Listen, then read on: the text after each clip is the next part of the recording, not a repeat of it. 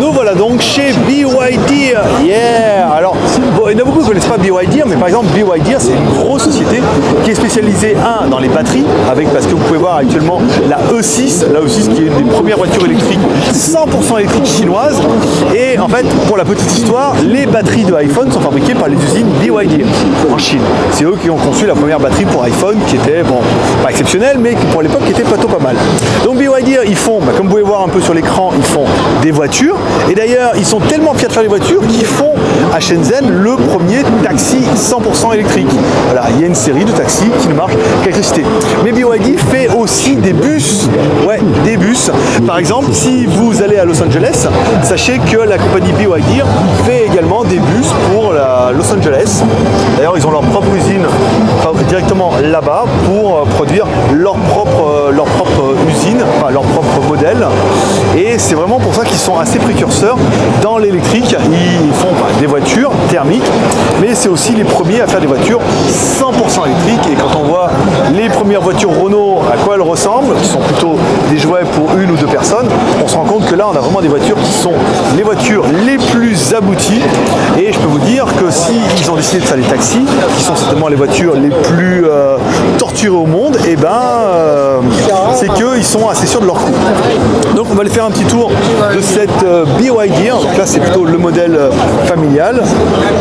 Ici on va aller voir dedans, on va essayer de rentrer un petit peu. Hop, hop, hop, hop.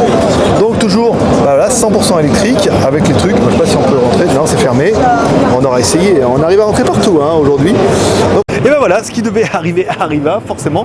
Nous sommes tombés en panne de batterie. Oui. Notre Canon était bien, mais notre Canon était surtout avec une seule batterie.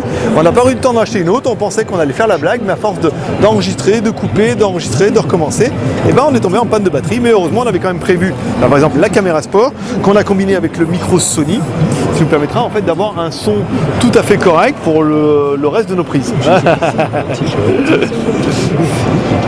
Là, je sais, c'est moins la gloire. Et vous voyez, même Julien, il se fout de moi avec une petite caméra. Bravo.